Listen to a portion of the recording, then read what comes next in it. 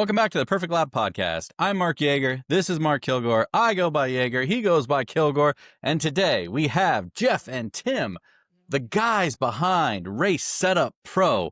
And this is such an interesting thing that I me and Kilgore were excited to kind of bring to you, Time Attack guys. This is an interesting platform that can help you improve your lap times. And we're going to get into all of that goodness and how the Race Setup Pro can help you drop your lap times. All right, guys. So first things first, Tim, tell us give us a little background. Where'd you come from? Where'd you go? Who'd you see? What happened? All the above, man. Yeah, let's go over it. So I'm Tim. Thanks again for having us on, guys. So I'm the technical side of Race Setup Pro. Background is in fintech, e-commerce, startup world, right?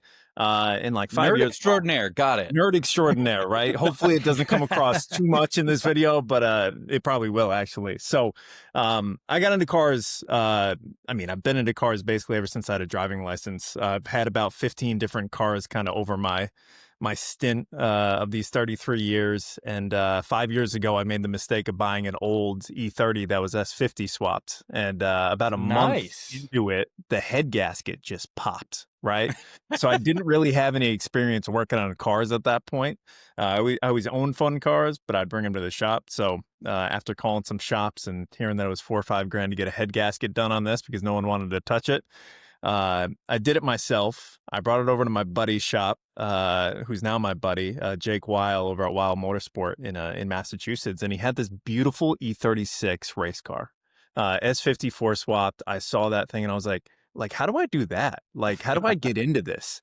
So he told me about this awesome car club up here in the Northeast called Sports Car Club. It's a time trial club up here. And a couple months later, I bought an E36 and started kind of tracking that. So that's been my car on the track kind of ever since. It's just an S52 standard E36 M3, but it's a ton of fun. And just been getting into wheel-to-wheel stuff kind of ever since. And so through the E36 stuff, I met Jeff because all of us E36 brothers over here, we all share parts, right? I'm surrounded by BMW guys. I know. I'm feeling good. I'm feeling like I'm in good company. Yeah, good company here. So that's a TLDR over on my side.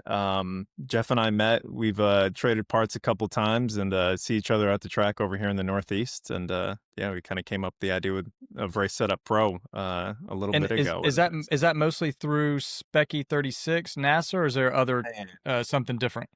I wish Spec E36 was in these parts, but it's really not. Okay. I know it's real popular in like California and stuff, but there isn't too much Spec E36 stuff around here. Okay. We don't. Jeff, have you run with NASA? So NASA only does Lime Rock. That's as far to the Northeast as they come. SCCA tends to be the dominant player for New England. Yeah. And what class do those slot into? Our cars? Yeah. I ended up running, I think it was like GT4, so I was completely outclassed. Yeah, and it'd be like ST5 if it was wheel-to-wheel stuff for any 36. Generally with like a restrictor plate on it. Gotcha. Okay. Jeff, how about yourself? Yeah, so I made the mistake at 19 years old of buying Jeff Zissulis, if you want to figure out how to say the last name, or JZ for short. At 19, I bought a brand new Mustang GT. So my insurance was actually higher than my car payment, but to be able to afford that, I drove a 79 Jeep J10 as my winter vehicle. So before YouTube University, so you just had to figure out how to fix stuff. Ended up doing motocross with my kids. I was horrible at it. I spent 3 months in a wheelchair. Yeah, so I was really bad at it. And that was only one of the many accidents. So at the track, they say with age comes a cage, and I didn't know what that meant until I got older and I switched over to doing track days. My first track day was in a 2012 Boss 302 in the rain. And at the end of the track day, I said to the instructor, give me one thing to take away from today. He said, go buy a Miata. So I did. I did about 150 track days in Miatas. Wow. And then stepped up to, an E36, which is very similar to a Miata as far as handling, braking, all of that. And when one E36 needed a motor, what do? You go buy another E36. So I have two of them. the S54 swapped one is my race car. I think you saw it pit race. Both of them are now race cars. My HPD car was the cleanest E36 track car you'd ever see. Took a cutoff wheel to it, put fender flares on it, ran 295s because I mean you can't take it with you. Nice. So, yeah, Tim and I had this idea. When I get into things, it's all in. And to make up for my lack of skill, I figured the better I could make the car, the better it would make me as a driver. Early on, I bought temp probes, good tire pressure gauges, too cheap to pay people to corner balance and align my car and figure that out. And then realized, oh, that's you too, Jaeger? Jaeger's agreeing. Oh, yeah, yeah. Jaeger's agreeing. Yeah. So for what it cost for like 3 corner balance and alignments, I was able to buy scales and those, smart strings and figure out how to do it, which also allows me to do it at the track.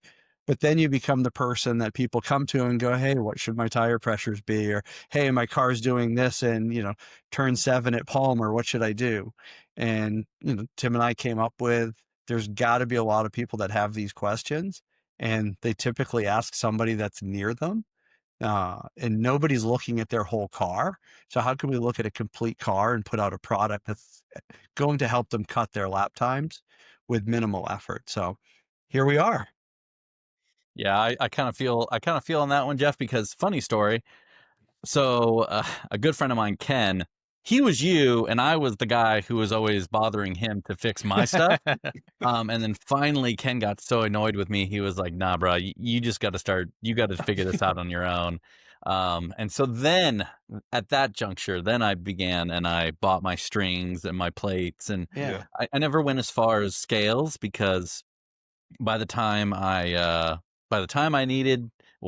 should have bought scales, I wasn't really competing or doing anything like that. So at that juncture, I'm okay with the weight not quite Yeah. being perfect Yeah. and it just have a good time. So, And I still have people, I get the text message, hey, what should I start my tire pressures at? I'm like, well, I don't know. What track are you at? I'm like, what are the temperatures? And now my response is, if only there was a platform that could help you with this, you can quit bothering me on a Saturday morning. But That's yeah. awesome. Hey, That's at least awesome. you're not a tuner though, because yeah. I don't envy that lifestyle No. because that call comes in at all times of every hour. Oh my Lord, those poor guys. Yeah. Yeah. Yep. So for the E36, I'm not entirely up to date on that market. Are those creeping back up, or have they been creeping back up in price? You're not seeing the cheap examples anymore. They're getting a little bit harder to find. Yeah, they've gotten quite a bit more expensive since COVID. They used to be like $3 to $6 grand, $3 to $10 grand for a clean example. They got up to 20, 25 kind of during the peak of COVID used car prices for a decent one. And now they're kind of hovering around 15 to 20. But like, man, these are 180, 200,000 mile cars that we're talking about. So it's bananas for what they are. You know who parts are getting hard. you know who I always blame for this though? I always blame the drifters. They do too. are the number one culprit of Let's blame screwing our them. lives over. Let's blame the drifters, not Tim and I. Yeah, we're part of the problem too, for sure. Yeah. No, the parts are Oh, definitely man. getting expensive. A set of M3 axles right now, I mean, you can easily drop $1,000 Yeah. on a set of low mileage axles and transmissions. Nobody's rebuilding them, so a couple $1,000s for a low mileage transmission. So it might be Wow. time for me to think about a new car. Yeah. Well, yeah, I was gonna say, if anybody's interested in getting into racing cheaply, the E36 sounds like it is not the vehicle to do anymore. What would you More. guys recommend, or what have you guys seen in terms of kind of the cheap cars that people are moving to?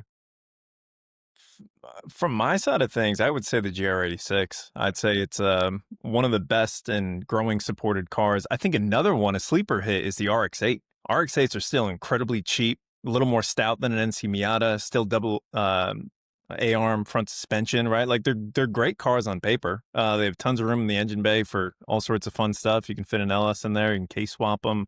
There's an LFX swap kit that's out there. So I think either of those two are great, right? Like GR86, if you just want to buy something and basically run it, take care of the oiling issues. And then RX-8, get a chassis for $3 grand that's pretty rust free, and they have good stock ABS, and you can kind of go the mile with them. You can do it I all like with how you completely said, like, get a chassis, because you don't care about the motor, because you're going to put anything else Oh, in it. do But not run the this. rotary.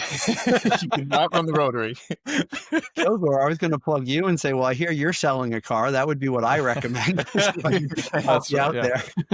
Yeah, absolutely. Well, that's I will. If you're looking to spend a little bit of money, the M4s, I mean the F80 F82 platform is extremely capable, and there's also another one which I've competed with on track, or I've competed against on track, and I've heard a couple of reputable people talk about them, which are the Camaros.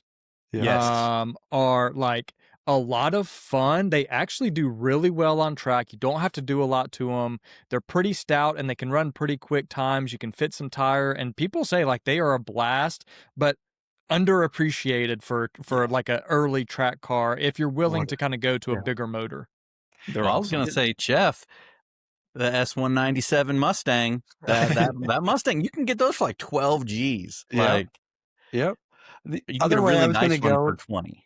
you know, if you're just looking to do inexpensive track time, I mean, the Honda Fit. True. No, we're not ever gonna say Honda Fit. No. What if the guy at Grid Life $500 drove it cross country? Yeah. Like, you're not going to go very fast. It's going to handle like a Honda Fit. No? I had to say that just for all the Sunday Cup haters and all the hatred out there. Yeah. Listen, if you hit the inside curb wrong, you might roll that car. It has been known to happen. But Camaros, you got to be careful with the airbags. Not only that, you can't even fit a helmet outside of the window. That's the scariest thing about the Camaros. Like Camaros, I don't know how a father of two is supposed to get out of that window. What are they thinking? Oh man. I would have gone GR86. But Tim beat me to the punch. So guys, we BS'd a little bit. Tell us what is the platform? What are we here talking about today? What is this magical thing that could help us lower our lap times? So here it is. Imagine if you had a really good buddy who's a race engineer and you always had him on speed dial and he would always pick up the phone and always answer your text messages whenever you needed them. That's what this is. So you can go into our platform, you plug in your car, you plug in all of your setup information, basically all of the adjustments that you have on your car, right? Like if you only have tires, you just plug in tires. If you have double, triple, quad adjustable coilovers and dampers, like plug that in, right? Tell us your spring rates, tell us your aerodynamic package, like anything that you have on your car, tell us what you got, right? And then from there, it's really like, hey, you're going to a track day. We'll give you a baseline recommendation, just basically based off track characteristics, right? Is it a high-speed track, low-speed, aero-dependent track, right? Just to get you a little bit more in the ballpark, right? Is it raining? Is it not raining? Like all of that kind of stuff, just to give you a good kind of first session. And then after that, it's like, what would you do with a race engineer? You'd come back and you say, man, like my car is understeering like crap. We need to fix this thing. And then you tell our platform that. You say, hey, it's understeering in medium, low-speed corners, wherever the issue is kind of happening. And then we're going to give you some really targeted recommendations. So you can start to dial out those things that you're having trouble with. And then you really just rinse and repeat. So as I kind of mentioned before we jumped on this, like your car setup never stops. There's always variables that are changing, and that could be the temperature, that could be tire degradation, that could be your driving changing throughout the session, or you're taking a different line. It could be so many different things, right? So you're always kind of wanting to tweak stuff a little bit here and there. Maybe you want to start prioritizing one corner over the other, and you want to start setting up your car for that. So that's the idea, right? It's really just like giving people easier access to high quality recommendations so they can start to dial in their car in a reasonable and kind of iterative and safe manner as well. So a quick question I'd have then. Let's say I'm a beginner coming in, HPD, so I don't really have much to adjust on my car. Let's say I have some sway bars, and tire pressures, obviously. Everything else just static. But one thing I would ask is, for a new person coming in, how does that question get asked of like what is the car doing? Right. Because especially the super newbies coming in, obviously, like, you kind of hope that maybe they understand the characteristics of what understeer and oversteer Right. is. But doing it within a platform, within an app style type situation, how is that question being asked for them to translate that into the app? Can we share screen on this? Absolutely. Cool. Yeah. So I can actually just share. This is probably the easiest way to do Just this. keep in mind, we also have a complete listening audience, so be as verbose as possible. Absolutely. So really the idea is after you plug in all your information, right? You select your car, you tell us which track you're going. So let's say you're going to Laguna Seca. You select a setup. I only have one setup for my car because I'm kind of lazy. Ideally you'd plug in your hot tire pressures, right? For all four corners. Ideally you'd plug in kind of all your tire temps, all that kind of stuff, right? Whether you only want to take one per tire, if you want to take inside, outside, and center, we can make some alignment recommendations based off of that. But then to answer your question, right? Like, where do you need help is the main question that gets asked here, right? Is it corner entry? We kind of have like a description here, right? Turn in, braking zone, initial steering input, corner exit, getting on power, accelerating out of corners. So we give kind of a good prompt for people to kind of like dig in, especially if they look at this, right? And to all of us here, we're probably looking at it like, yeah, we know what corner entry is, we know what corner exit is, but of course, we don't want to make that assumption that everyone is on the same page with all of these kind of things. So you select corner entry, you select the speed that you're kind of having the issue at. So we'll say low speed corners. And then we give some help here, right? So understeer, we annotate it with push. We give a small description of like, hey, the car won't turn in, front end kind of slides wide. A couple different ways of phrasing it to really like hopefully capture and make sure that the person understands that they're selecting the right thing and not saying like, if it was just understeered, there's a chance people might not select the right thing. So a little bit verbose, just with a description here. So we'll say we have understeer, and then we kind of ask, what's the driving preference, right? Do you want more rotation? Do you want a neutral balance? And do you want stability? We also kind of annotate it with like neutral balance is really our preference here, right? It's safe and fast. You have to maybe manipulate it a little more with trail braking deeper into a corner to get rid of some of the understeer, but we also don't want people to, kill themselves. So we might actually make this a little bit more bold that it's a risky decision to drive a really oversteery setup. And then you can select any other kind of secondary concerns you have. And then once you do this, you kind of go in, fill out any track information. I've actually got this set up now where it's pulling this automatically, so you don't have to go in and kind of figure it out. That's cool. If you have a track temperature gauge and can shoot the track, awesome. Otherwise, we just kind of do an educated but slightly naive calculation based off the air temp and based off like what time of day it is and just weather conditions, right? Like, is it overcast? Is it sunny out? All that kind of stuff. And then we go in here and ultimately we'll get to the point where we get the recommendations. Jager, so in the background. Yeah. 1 second, Tim. So Jager, to your point, if you don't know any of the other stuff, the understeer, the oversteer, you can just type in what your car's doing.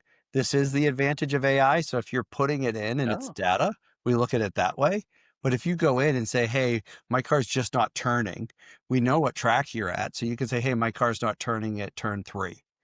So that's where the AI comes into play rather than data. So give us the quick little run in when you say, because obviously we haven't quite touched on that yet.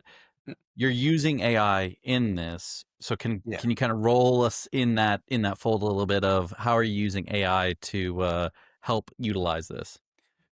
So AI is filling in the blanks of stuff that like we just don't have in terms of data. So like we don't have our database filled out with like every single turn number and every single track configuration that's out there. So that was really a way to like speed up getting some of that data in a bit more of a dynamic manner.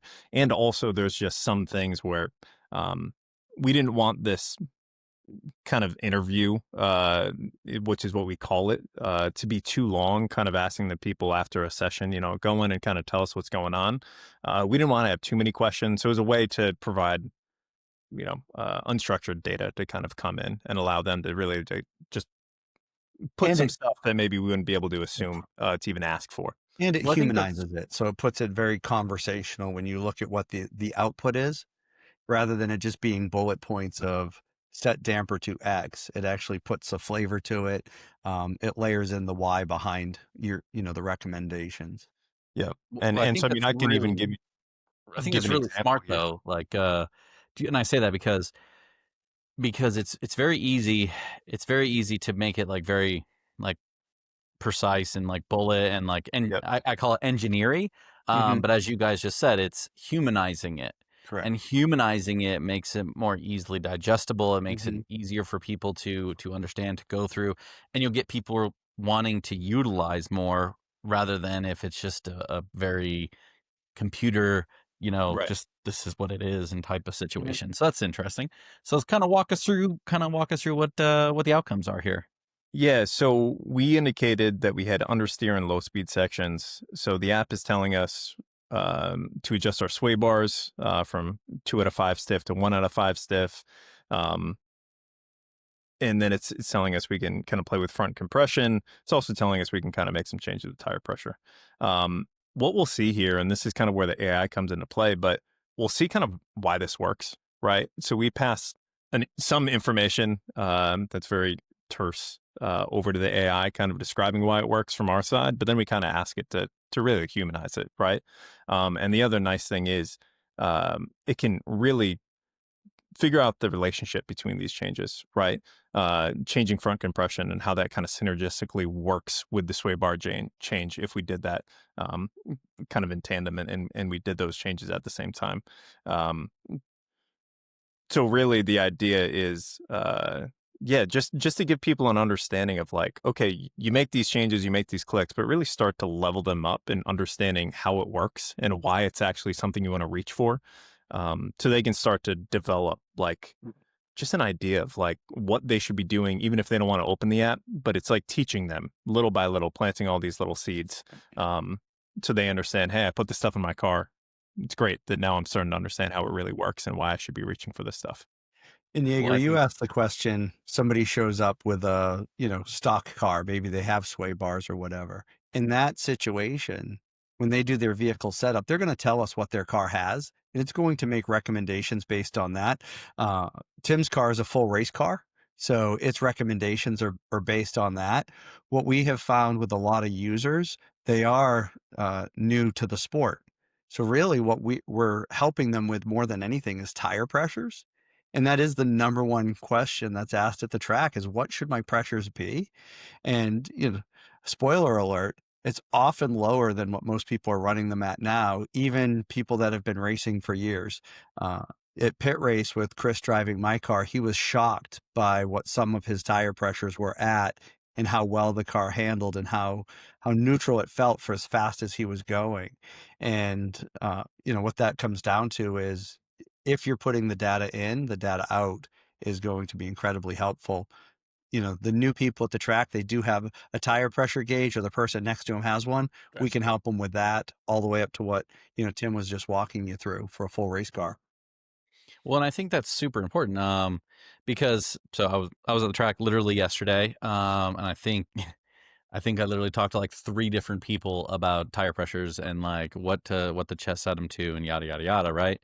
And like you guys have mentioned in the past, well, there's a lot of other things that come along. There's a lot of variables here. Yep. I don't know what your whole setup is, and I think what you said earlier, Jeff, was super important. And this is where it probably would be hugely beneficial to people, is because sometimes we wait until we're at the track to start thinking about how I want my car set up. Yep. Yeah. And so to me, I like to be in my garage and have tons of time, and to be able to put it up, in the air. And if I want to adjust my sway bars and I want to, because I have an S550 Mustang Mhm. with some field coilovers on it, which are super awesome, that I have to jack the car up to adjust the dampers in the no. rear. Yeah. Great design, Odie. Thank you. But it's just one of those things. Like, so it'd be great to be able to get underneath the car, take my white line sway bars and adjust those to Mhm. what I would expect, put my dampers to what I expect, and then essentially have my cold temperature. Because question for you guys, is it only looking at hot temperatures or cold temperatures as well? So it looks at both. Yeah. Okay. So we'll ask for basically cold temperatures in the setup when the person initially sets up the car, and then kind of their target hot pressures, and then we'll kind of make recommendations based off both of those. Right. Cool. And it looked. Yeah, go ahead, Jeff. I was going to say, in a perfect world, the way that I would map it out is on Thursday, you would enter your car and your setup in while you're sitting on your laptop. Because for a full race car, it's like 120 or 125 data points. Much easier to do on your laptop. And you have all your notes. Because I can tell you when I walk people through this at the track and I go, hey, what's your alignment? They're like, I don't know. Yeah. So when you're sitting home, you can enter all your information. It's going to make recommendations for the track you're going to. So on Friday, you could jack your car up in the air, adjust your dampers.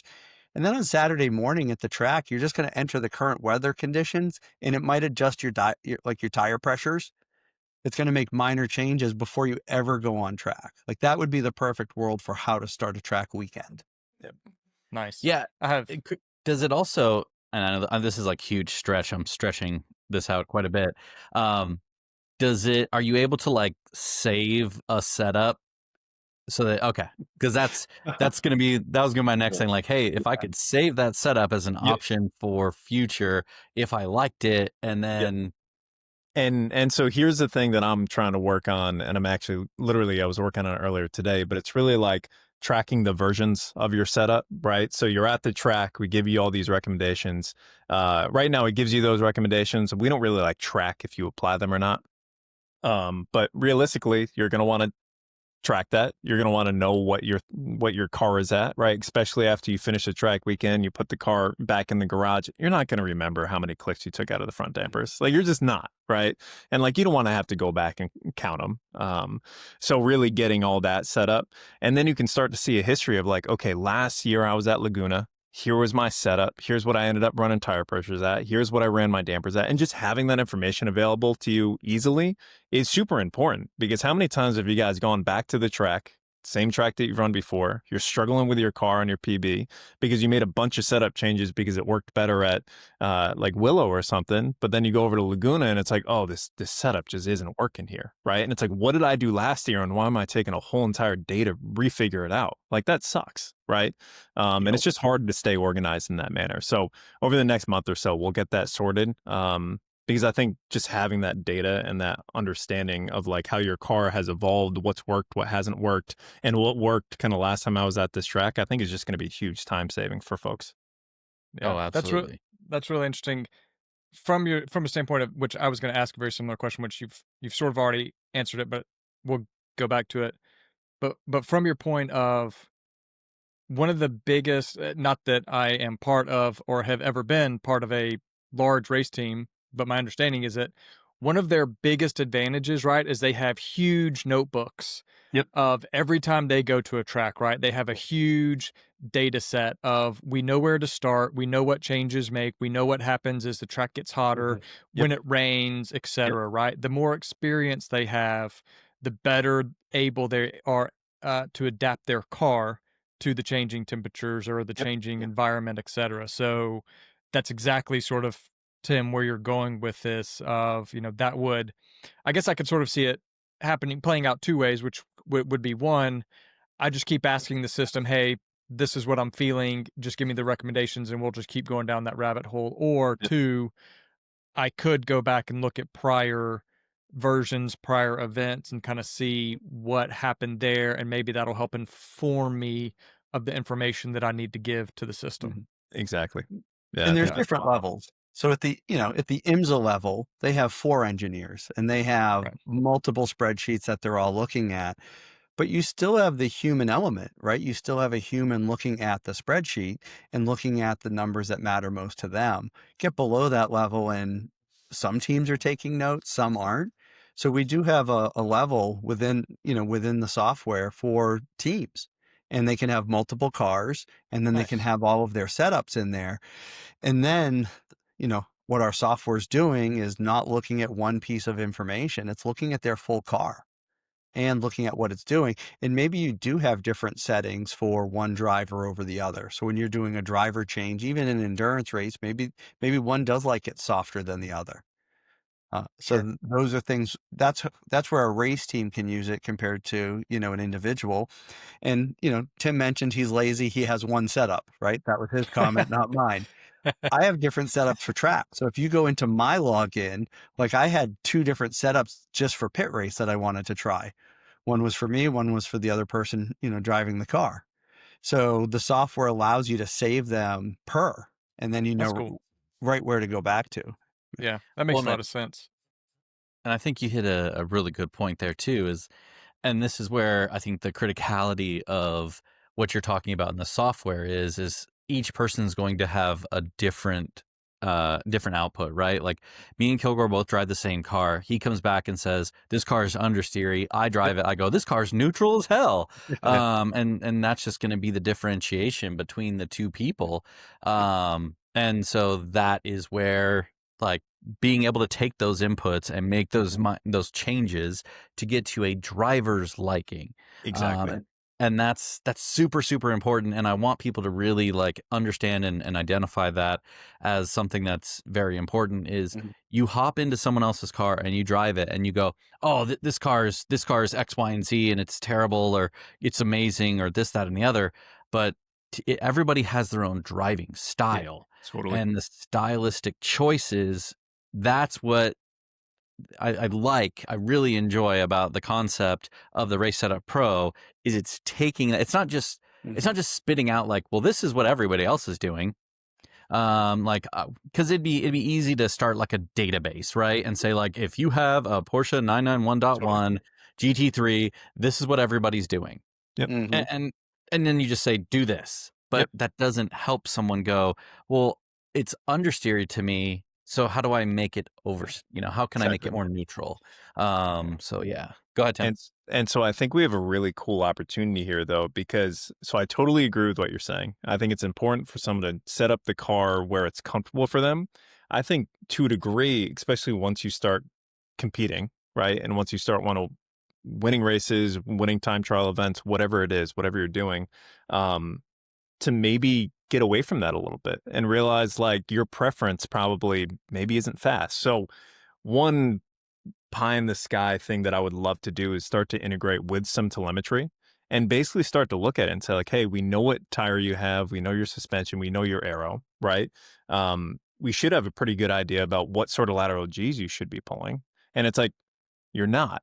Right. You're not maxing out over there. So it's like maybe we need to make some setup changes to actually support that. Or maybe we just need to give the driver feedback that like, look, you are saying that it's understeering everywhere, but it's like maybe there's actually a coaching element in here too, where it's like we're not going to make any setup change recommendations. We're actually going to, I don't know, point you over to some coaching kind of stuff. And we'll see if we get there. But I think that's also a really important part of the equation because, well, part of this is definitely car setup. The other part, it's like driver development. And those two really have to go together. And so that's something that we're definitely thinking about quite a bit on how we can also understand like, okay, you're saying that it's oversteering, but what are you doing when you're experiencing that oversteer? Like, are you sawing at the wheel? Are you doing something maybe that you shouldn't? Are you trailing the brakes way too deep into a corner? Like, is it really a car setup issue or is there something else we can catch so we're not sending you down a rabbit hole of like continuing to make setup changes when that's not the right thing to do? So that's something that we'll get in there, but it's a little more nuanced and we probably need some data backed stuff to make it accurate. So one quick thing to note, and I want you guys to do me a favor and humor me a little bit. So Jeff, Tim, how long has this product been out into the market? So we did our soft launch about 6 weeks ago. And we did a couple months of blind beta testing prior to that. Before that, it was Tim and I and people that we knew. But as we started expanding our social media presence, we just asked people that were following us, hey, are you doing a track weekend? Do you want to try the software for free? And there was no requirement. You could be in a bone stock car. You could be in a race car. We had one guy in Europe trying it for us. But so it's been live for about 6 weeks now. When I wanted to make that point because what Tim was saying is you guys are already looking at other ways to improve and other ways to grow and other ways to do things. This isn't something that's been out for years and years and years, and it's like a slow moving goalpost or something like that. This is something you guys are rapidly putting together and pushing out to the users with, kind of, I don't want to say updates, but like essentially upgrades and things that are just constantly coming and being available to the user base. The feedback from the users has been phenomenal. And Tim has done just a magical job of being able to prioritize those. And yes, actually do, full platform updates. If you were to see the software 10 weeks ago, it's really, night and day from what it was. And it will continue to grow. So you had mentioned, a specific Porsche. Well, I can tell you with all the analysis that we've done on E36, where I've done hundreds of them myself, the platform, the software will learn the chassis, and then it can make those base recommendations from there. But as you pointed out, the driver feedback post-session interview is where it's then going to make the recommendations to give you the confidence in how your car is handling to go faster, because speed comes from confidence. Yeah, that is an absolute right there because I want to really underline that statement. Confidence as a driver leads to faster lap times. If Yeah. you put a driver into a situation that they feel uncomfortable, I mean, I kind of dissect what Tim was saying earlier, right?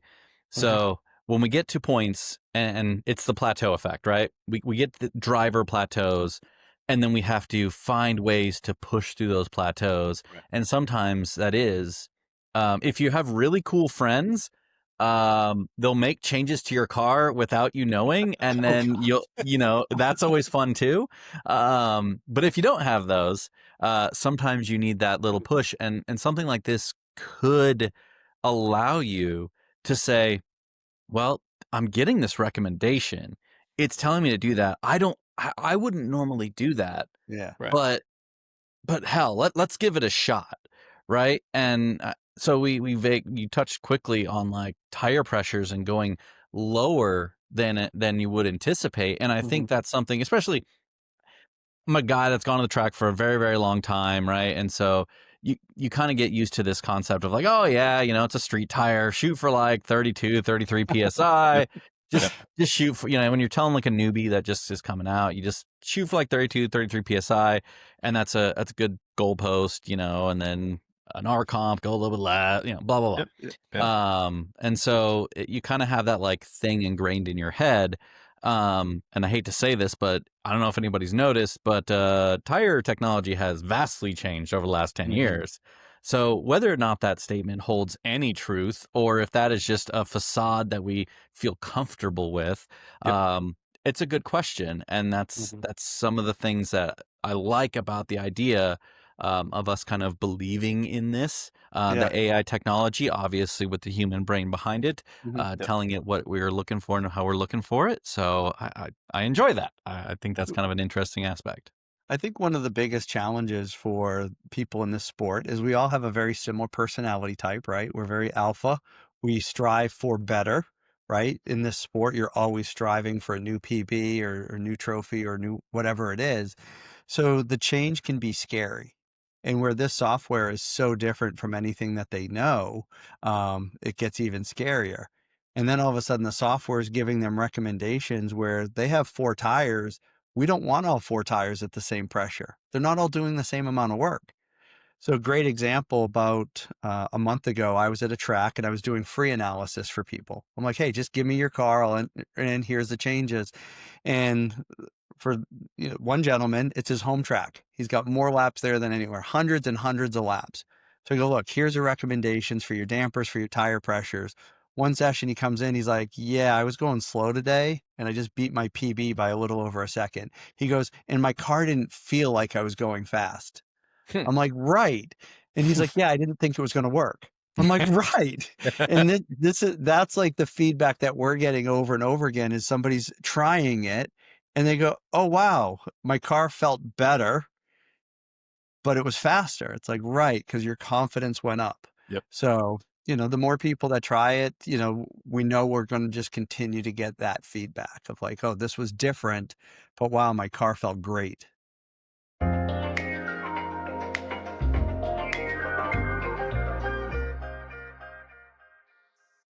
Here at the Perfect Lab Podcast, we're happy to introduce Whoosh Bespoke Wheels as a sponsor of the show. Whoosh Bespoke was born out of necessity. Their race team struggled to find wheels that offer the perfect fit, strength, durability, and that big old thing, a reasonable price. The people behind Whoosh Bespoke are racers and engineers seeking engineering excellence, and they offer precision forged wheels crafted by racers for racers, with a product lineup that includes a wide range of options from monoblock to modular wheels, including 2- and 3-piece wheel designs, all engineered from the finest materials, although they do primarily use 6061 T6 forged aluminum, but they do offer things as high of quality as a magnesium alloy. So this really can work for any setup you're trying to go for. Customization is at the heart of what they do at Whoosh Bespoke. You can tailor your wheels with custom sizes, offsets, finishes, and even options like custom lettering, adding two-tones. Their colors include both standard and premium finishes, as well as special finishes like brushed, hand polished, and even paint to sample. Every set of wheels produced exceeds the JWL standards and meets the rigorous WCEC quality standards, and they are tested by real people with real cars racing all around the world. And guess what? Me and Kilgore, we're also going to be part of that team. So we're going to be putting these things to the test. We're putting them on our cars.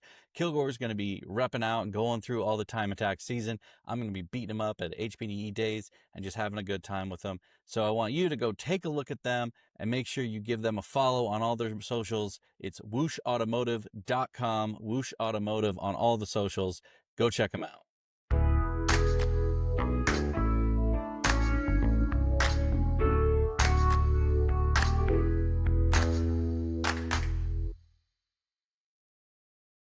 That's super interesting. I say this, as long as it's confident, like I said, confidence inspiring, as long as I feel like and it kind of sounds weird, you're out of control in control. Yeah.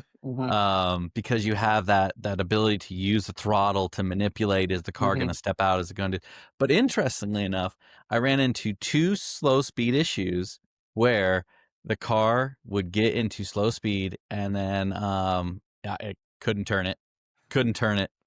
And it'd have been nice to just go in and be like, okay, I got this low speed issue, plug this in. I mean, it'd have been nice to be able to do that and just go, okay, oh, give me some options. What should I be doing here? Yep.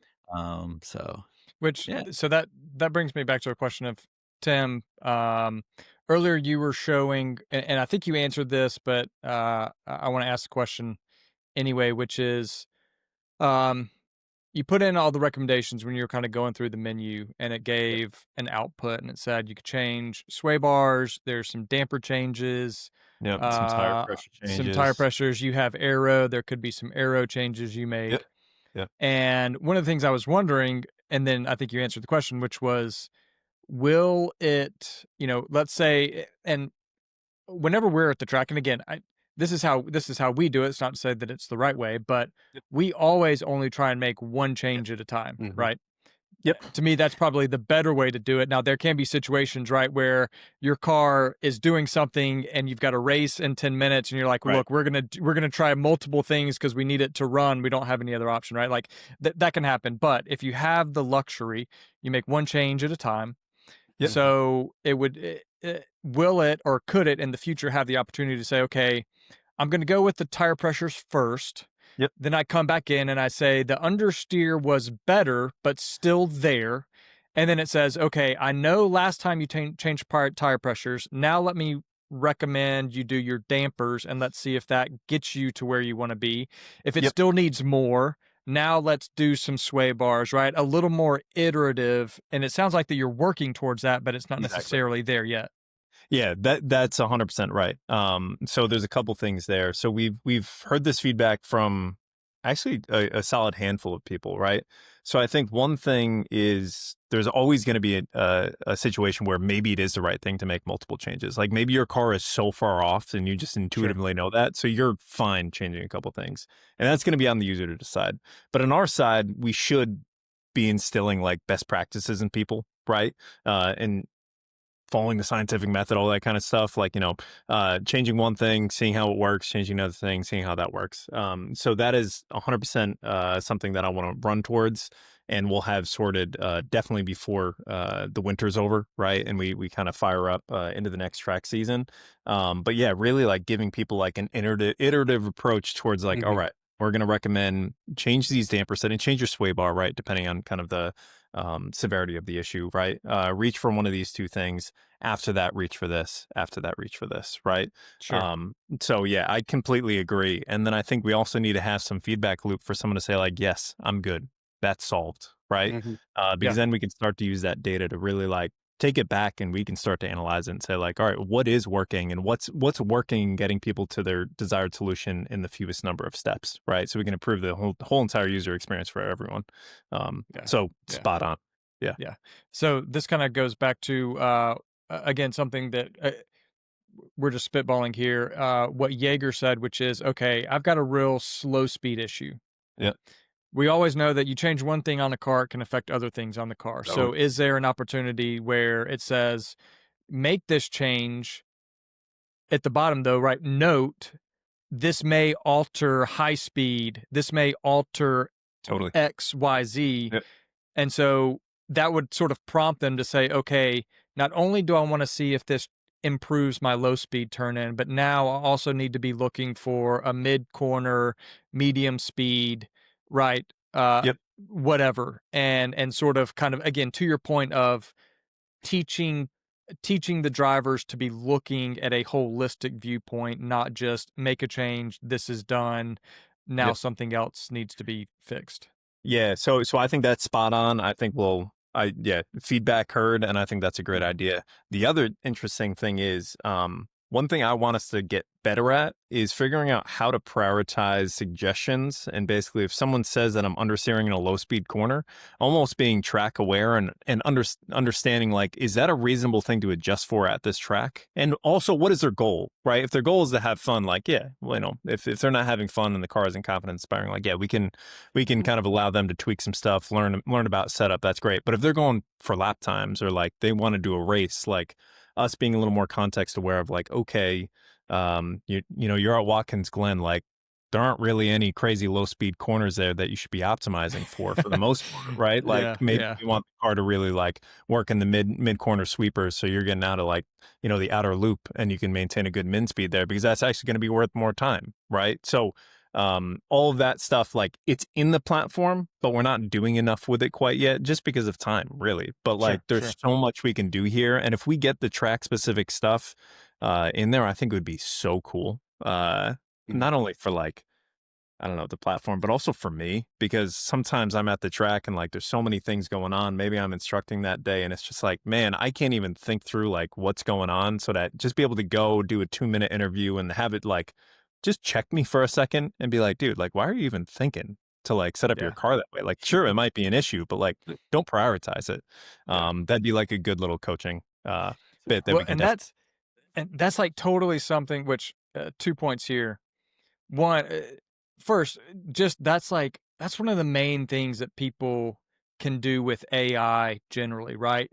Yep. Even if you think, you know what, like I know all there is to know, it never would hurt to just go in and put the information in and just see what the AI says. Right. It may come back with something where you're like, I think maybe Jeff, you were saying this earlier, like, I didn't think to do that, right? Or that's interesting that it would say this, and and you have sort of a little notation as to why, which you showed up, why should this work, right? Like that is one of the things that AI can do. It can just be sort of an idea generator. Even if, again, not that you have to do anything, but you could put it in there just to see, even as a confidence check, just to say like, okay, I'm pretty sure that I need to do 2 clicks stiffer here, but let me just plug this in. And it's almost a bit of a validation to say, yep, like I'm on the right track here. So I think even just from that standpoint, it could be useful for people to just have as a backup.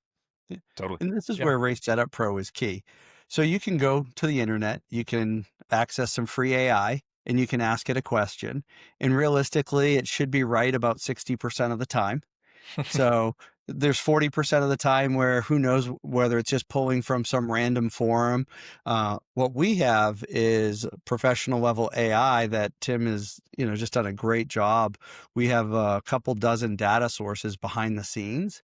So we're able to train the AI what to look for, because you could go to the internet and you could go, hey, tell me how to fix my car. It's, high speed corner understeer, and it's going to come up with something. Good news is 60% of the time it should be right. Just hope you're not the 40% of the time it wasn't, because it's looking at the entire internet. We are taking AI and training it to look at these data sources that are decades of experience and teaching it, what it should be looking at and giving you focused feedback. So again, the more data you put in, the more data driven it is. So, Jeff, are you telling me there's not trolls on the internet just putting out terrible information?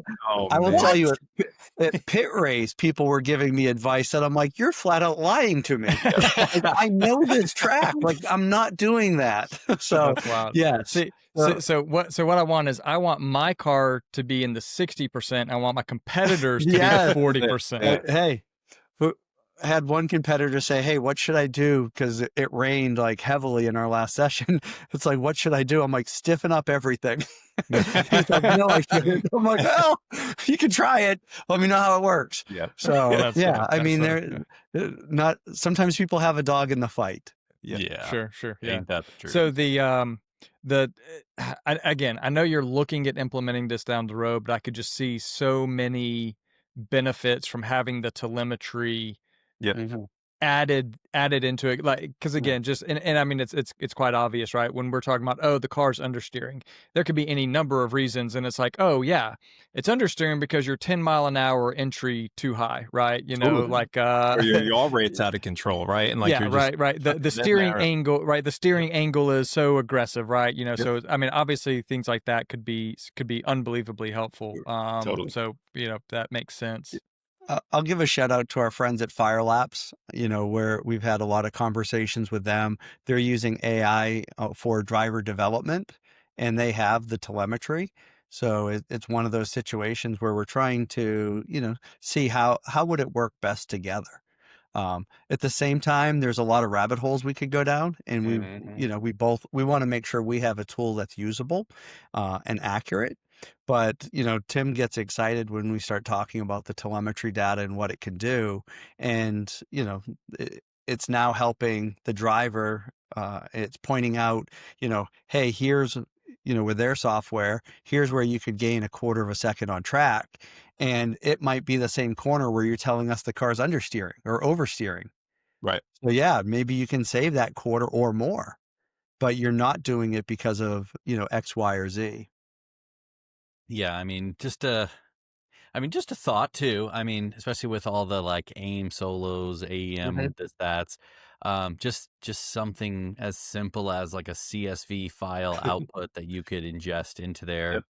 I mean, that'd be kind of one of those easy ways to go back, and obviously you guys were talking about Firelapse on, so I assume you were talking about like a live data stream that you'd record and then upload or something of that nature. But yeah.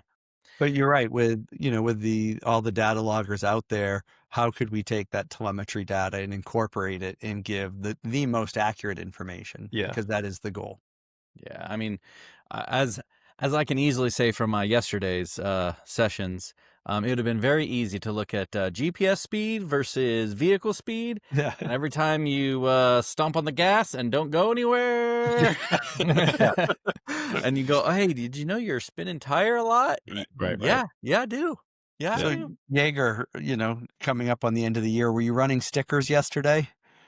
Not even remotely close. No. And you would be surprised about how a 275 wide tire on an S550 Mustang is just not enough tire. Yeah. Power. You got all that power. Power, horsepower. So, but here's the thing. At the track, I'm doing the same thing. I was milking tires to get through Pit Race. I did not want to buy tires for the last event of the year. But most people are going to run the same exact setup they do when they put stickers on their car. Yeah. And the car just handles differently. I was watching, the NASCAR race today, and you see them talking about tire pressures, because it's different. They were putting, they're qualifying their scrubs on, and they're using different pressures. But in our sport, we tend to be like, hey, I know this works. I'm going to stick with this. And no, if your tires have, 20 heat cycles on them, your car's going to handle differently than when they're new. Yep. Oh yeah. Yeah, we just had Alan Patton on, so he was using a phrase that I had not really heard of before, but again, it's something that I think is probably more similar to those who are able to run, sticker sets, but probably even more so when you're dealing with slicks. He was talking about, I think he was calling it a sticker push, or like a sticker tight. Yeah. Basically saying that like they had set up the car for scrubs, but Yeah. then when you put on that sticker set, like it was inducing different Mhm. characteristics. And that's Yep. exactly, that was not just the way he phrased it was not something that I had ever heard of or really dealt with. But Jeff, that sounds exactly sort of what you're describing there, where you've got to take into account the life cycle of the tire. So let's dive into that a little bit more, even with the tires just themselves, because I feel like most everybody can sort of wrap their head around the tires. Do you guys, and this goes a little bit back to Tim, when you were showing us sort of the walkthrough, this can be at a beginner level, like beginner level entry data, and high level entry of data, right? You can put in just tire pressures, or you could put in the face, the temperature probes across the face, and the tire pressures, and right. You can and you can take in as much information as we can give you, and that will help improve the output presumably. Or you can just literally say, I'm an HPDE beginner.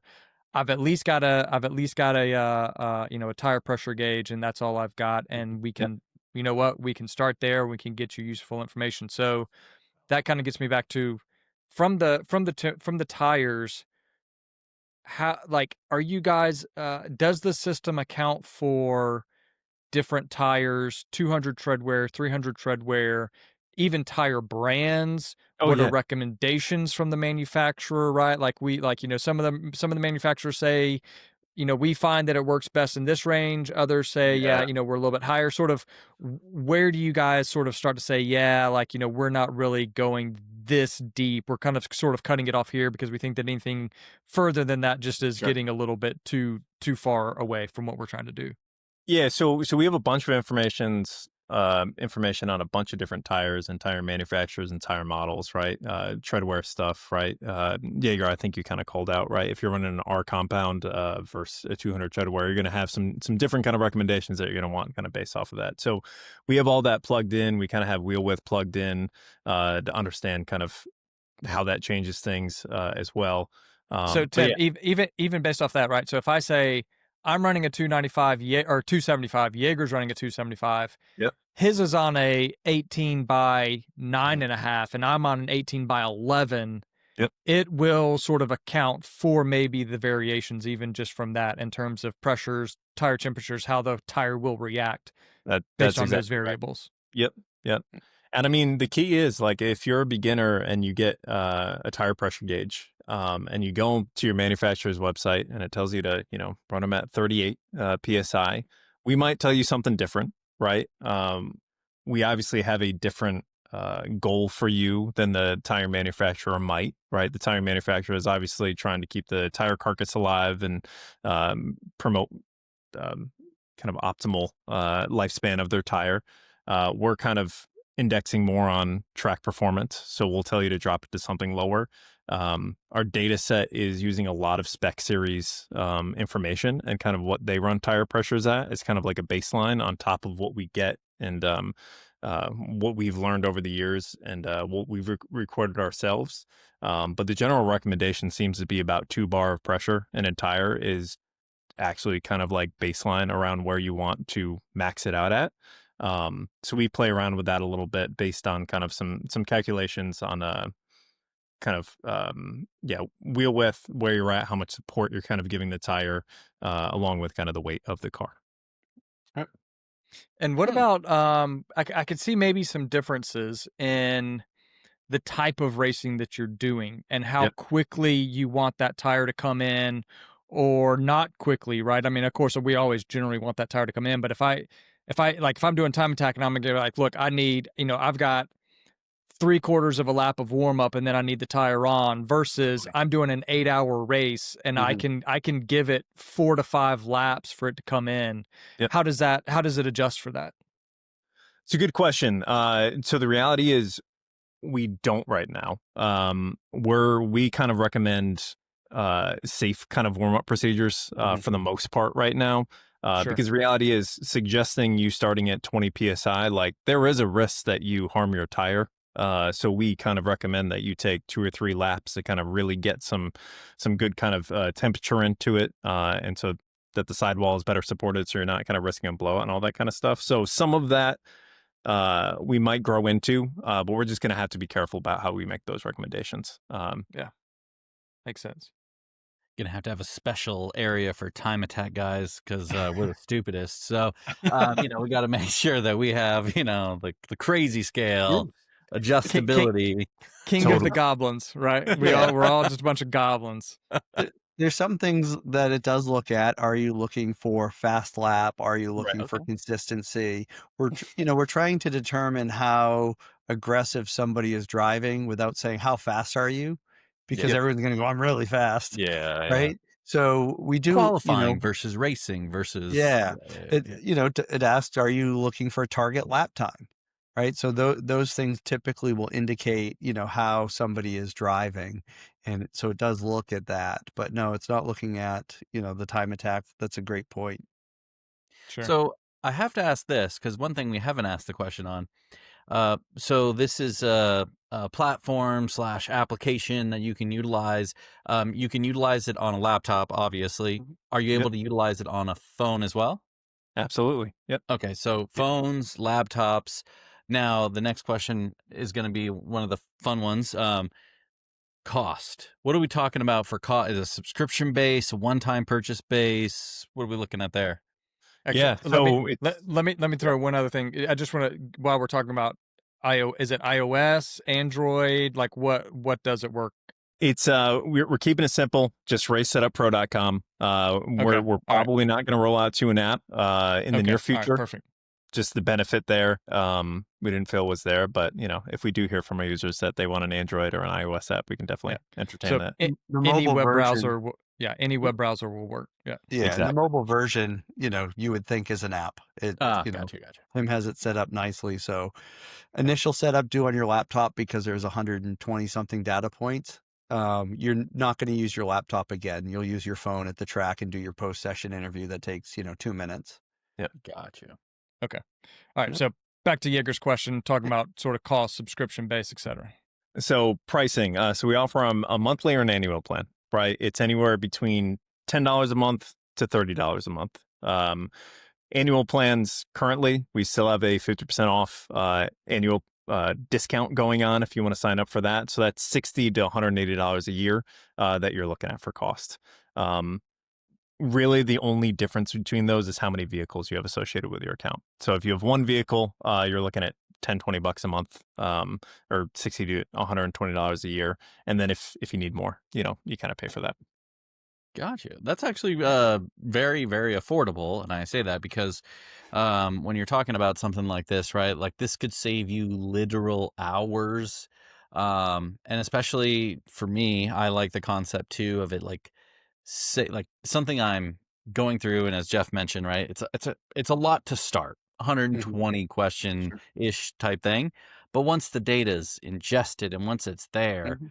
now you're just going back in there, and I love the concept of like if I could, it's gonna sound kind of funny, but if I could go in there and be like favorite a setup that Yeah. like I did at Button Willow or Mhm. so now because as I think many of us we kind of get to this point where you say I'm gonna go to Button Willow. I want to generally like for me I have my like notepad and I'll have my Streets of Willow set up. I'll have my Big Willow set up, my, Yep. Button Willow set up. And I'll just kind of go, okay, how many clicks? How many of this? What are my tire pressures? and I'll always go back to that as like my starting point. And then I always have a start.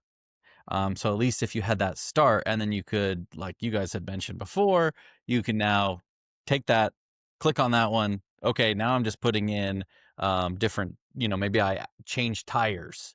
Yep. Maybe I changed spring rates. Maybe I changed yada. And then you can make those slight changes within that setup, and that might differ some of those other things. So I think that'd be a really cool aspect, especially if you're talking, like $10 a month. For a lot of people, that gives you a lot of time. And I assume this is also one of those things where, like any telemetry, any aim system, any of those things, right? The more you're involved with it, the more that you've touched it and like got in depth with it, the more you can get out of it. And so it's probably one of those things where you could go back and you could look at and just take in your own accounts and go, oh, when I went to Streets last time, this was my setup. And then I go, and this is what was happening, but I didn't make any changes. Or I only changed tire pressures on the front. So let's see what would have happened. And you could kind of go through and just play that out in, in the scenarios and go, oh, okay, maybe if you'd be educated, like it's almost a way to like post-process education of like, what would have my options have been? And I think that's kind of one of those interesting attributes that I think a lot of people could play with. A lot of the Will Drees of the world that are just, he's just going to go in there and he's going to play with it and say, what could I have done? How would this work? Would I have thought of all these things to make changes to, and learn, right? Because, who doesn't like to seem like a know-it-all when they go to the track? Well, you don't even have to give us the credit if you go faster. Exactly. But, you mentioned earlier the plateaus, right? Yeah. And you hit the plateau, but when you hit a personal best, that is your new plateau. Yeah. That's your new target. Our goal, because if you went to Streets in June, oh wait, you're not going in June because it's 110 degrees, but you could go in November or January. You could save your setup for November and January because it's likely going to be slightly different. You guys mentioned on your Lime Rock episode, you talked about, sponsors and having sponsors and utilize them. And you mentioned earlier how brutal it is to be a tuner because your phone rings off the hook. And Tim said, like, this is that race engineer in your pocket that always gets back to you. And very few of us have access to that. Yeah. So whether it's, November at Streets or November at Watkins Glen, you should be pushing to the point where your car is doing something that needs to be adjusted. If not, maybe you need to be pushing a little bit more if that's your goal. The people that are going to be using our software, I mean, it says find those tenths. With the new people, we're often finding multiple seconds. Yes. I mean, I could, on our Instagram page, multiple people have reported back. I mean, they're posting, saved multiple seconds. Yeah. But for somebody that's got experience, we're chasing tenths. Yeah. And this totally, I was gonna say, this totally goes something. Not only obviously Race Setup Pro is capable of doing this, but this just goes back to so many people will go out and they will buy the new tires, the new turbo, the new wing, right? Costing thousands of dollars. And I was just sort of thinking, right, like, you guys are talking about $180 to maybe $300, $360 a year, right? And if you were to tell someone like, hey, I can find you half a second for that cost, right? Like, I'm thinking like that's one of the biggest, that's one of the best bang for buck purchases that, and look, Jager and I were not sponsored. Like, we got in touch with you guys, we were interested. We wanted to kind of learn more about this. Jager and I aren't pushing this, but like, as you guys are talking about it, I'm like, gosh, there could be real value here for a lot of people. You don't need to go out. Like, you could just go out and just try a couple things at a HPDE and gain time. Yep. It's, it's not that much money, exactly sort of what Jager was saying earlier. Like, this is a very reasonable cost for the amount of time that you could gain. And think about what a test and tune day costs. So if you're a racer, forget the HPD. If you're a racer, what does an does a test and tune day cost you? Break it down per session. I mean, you're spending hundreds of dollars per session between tires, brakes, fuel, track time. I mean, we're talking worst case scenario, $30 a month. And here's the best part is once we find those tenths, we're then helping you find those next tenths, right? It's never ending. Yeah. Mhm.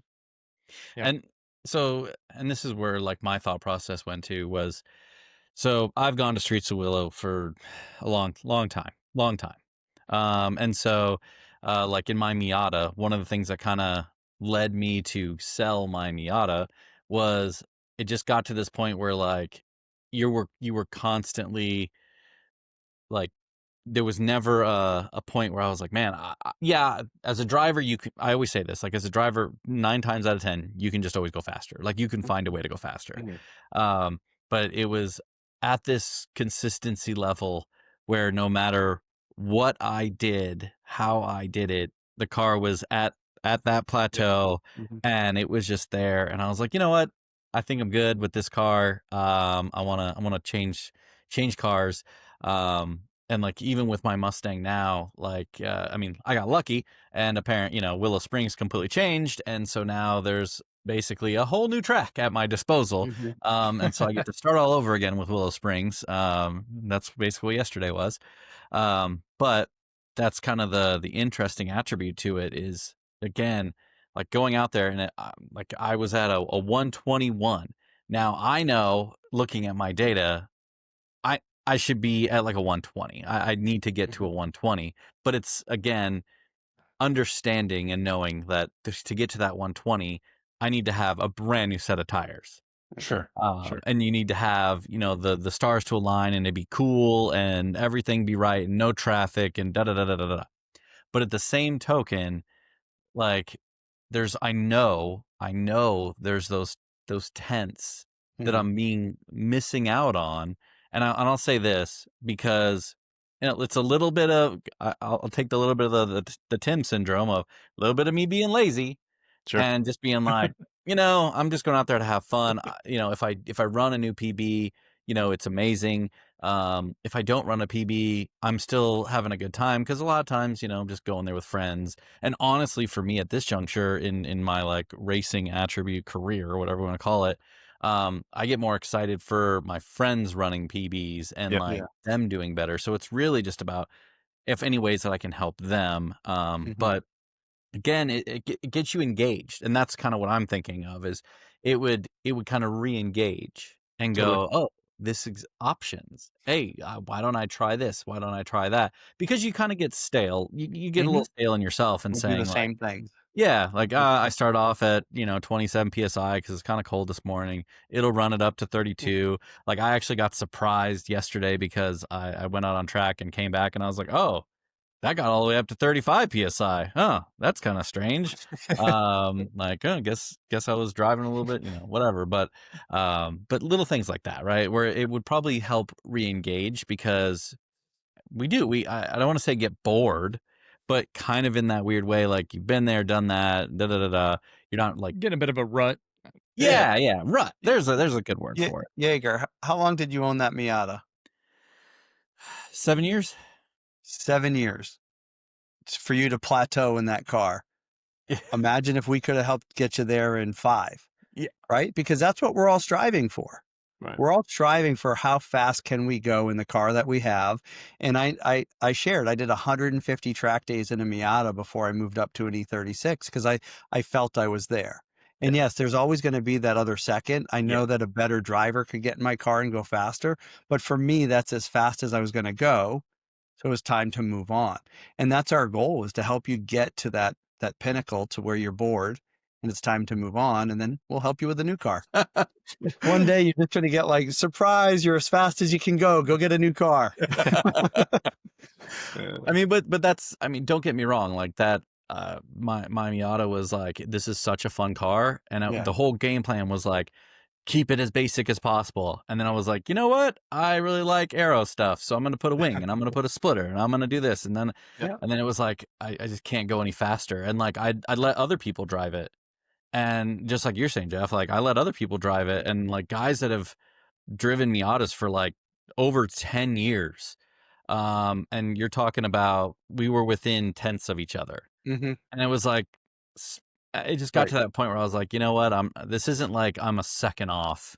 Right. This Yep. isn't, Yep. one of those things. So yeah, it was just time. Yeah. But that's awesome. I love this concept of being able to like eke up and like Mm-hmm. find new ways for people to get re-engaged with their cars.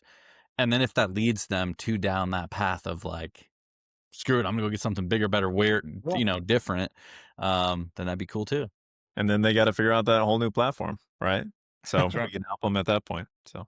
So what are some other features that we haven't hit on yet that you guys think are cool or really interesting or very helpful? Yeah. So the other thing we haven't talked about, it's really so we showed you the post session interview, right? Mhm. But the idea of that is it's like post session, you're at a track day, right? So the idea is when you come into the app, you start a track day, right? That's Thursday night, Friday, you start a track day, you kind of get a baseline analysis for the current weather that's going on, for your current car setup for the track that you're going to, right? So that's when you can put it up on jack stands. You can make the bulk of the changes that we're going to suggest. Like if you want to stiffen up the entire car, if you want to make any sway bar changes, maybe we'll recommend some spring changes, some stuff that you're just probably not going to do at the track unless you really need to for some reason. So that'll give you a baseline set of suggestions, and we'll run through everything that's on your vehicle and kind of do an analysis, right? Like maybe take a little bit of rear wing out, right? Maybe kind of drop your splitter, I don't know, like 5 millimeters or something, right? Like all of that kind of stuff. So we'll tell you that kind of early. And then after that, you kind of iterate through after every session, kind of start to talk to us and tell us how'd your session go, right? How was the car feeling? What do you kind of want to change? What do you want to start to index towards? So we start to kind of build out that whole entire process of like, hey, I'm at the track. I did 3 sessions today, and trying to get your car closer to your ultimate goal so you can either go compete or just have more fun. Yeah. So this brings me to a question of proactive versus reactive, Mhm. and how the app can. I'm sorry, I'm calling it an app. That's fine. That's We fine. don't want to use that word. How the platform Yeah. can use that, and again, Jaeger and I are so we do time attack. We focus on time attack. So, is there a way, right? Like those morning sessions are always the best ones, right? So let's say that on a Friday we've worked through, we've got the car in a better window, but as we've been talking about, the conditions that were Friday afternoon are not going to be the conditions for Saturday morning. So Totally. how can the platform sort of help us get into the window for Saturday morning? Yeah, I think that makes sense. And I think it goes back to what we were talking about kind of like, having a history of setups, right? And like understanding what setup changes we had at what time and how the car felt at that point. So as I mentioned, we don't have that quite yet. It was something that I was working on earlier today, but I think that's another great piece of feedback where it's like there are different use cases of when you want to really like hone in on a specific setup and when you want to be able to go back and view that. So like Sunday morning, you can say like, hey, my car felt great first session. I made some setup changes, but maybe I just want to bring it back there because track temps are a little bit lower, and just things were working a little bit better, right? So that's a really important aspect. And what I'll say too is, this platform is going to get better, and we price it intentionally low because we want this to be something that's like equitable and useful for everyone. And there's so much feedback and like little golden bits of knowledge that everyone has that we want to hear about so we can start to get it incorporated and make it useful for you. And I think that's really the important thing, right? There's a lot of stuff that's implemented in here, but there's so far we can go to really make it useful for time attack guys, for guys that are doing wheel-to-wheel racing, for HPD guys. So there's a bunch of different avenues and kind of different paths that we probably need to index towards for each of those different kind of crowds. Sure. So I think In it's a good call. Kilgore, I'll share how I've used it. So I mean, I don't even know how many analysis and post-session interviews I've done at this point. But after the morning session at Pit Race, I can go in and save that setup. Like what changes did it recommend on Friday? Because how was the car handling? And as long as Saturday's weather conditions are similar, I'm going to have those recommendations of my post first session saved. Yeah. So I know, Friday afternoon, it was 70 degrees and it was completely different. I want to know how it's going to handle or what changes I should have made for 40 degrees. Right. Yeah. So you save Which, all of these setups that you can go back to. yeah. Which, again, and I probably don't really have as much experience to be able to know the answer, which is why these, things, why these sort of platforms or friends who do know come in handy. And so I can sort of say, okay, hey, at the end of Friday, the car was doing X and Y. It was pushy and high speed, and it was loose on exit for the low speed, right? Yeah. And okay, well, we can make some changes, but also with the forethought that Saturday morning, Jeff, as you just said, it's going to be 40 degrees, right? So that's most likely going to affect tire pressures. Where do we want to start those? We know that those will be affected. Yep. But are there any other changes? And frankly, I don't know. That probably would be all I change. I don't know if anything else on the car would really make a difference between 40 degrees or 60 degrees versus what the car is doing, other than the track being a little different, but again, being able to answer some of those questions, for me, I could see, I think that could be very useful, and that definitely would be a use case of to be able to get a lot of benefit from that standpoint. But it's also interesting, hearing you say that, right? Like, think about damper fluid viscosity. That changes once it gets colder. Sure. That's going to change what damper settings you want to use, right? So that's stuff that like we know about and we recommend based on, but really understanding like the intention going into someone's track weekend and what they're getting out of it, so we can really index on towards getting them a good result for that. I think that's a really important thing that I haven't really thought about as much as I think it is important to really think about, because that's what people really want to get out of this. Yeah. So when you do damper recommendations, or when you input your damper information, do you input manufacturer, right? MCS versus Feel versus Fortune versus Bilstein, and will that actually take into account, and I'm about to show you how much I don't know about dampers. Does that take into account like digressive versus whatever is not, whatever the opposite of that is, or like the type of damper that it is? Does it go into that much granularity yet? I'll say yet. So we could. I chose not to, just because I didn't necessarily think it would change what we would recommend on. Right, like if your car is understeering, you're still going to make the same adjustments to compression and rebound, right? So we don't go into that depth quite yet, but it's one of those things. If everyone's talking to us and kind of saying like, hey, I'm digressive and it's either not working for us, or like there are some nuances that maybe we weren't considering, then we'll get it added. And I mean, same thing for kind of like aero, right?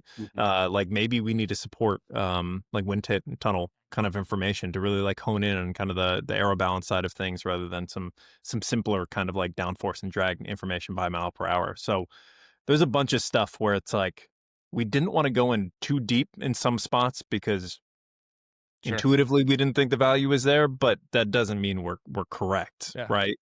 So some of that, it's really cautious there, because it's always about the human input, right? Yep.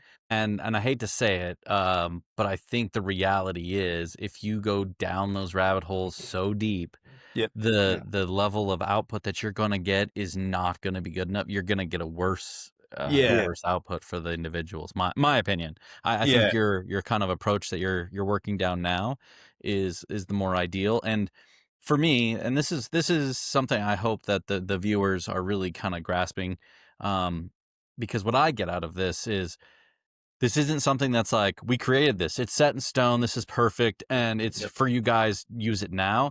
This is we're sitting here, we're creating something for you guys to utilize. We have our ears open, our eyes are wide open, and we're available for you guys to give inputs.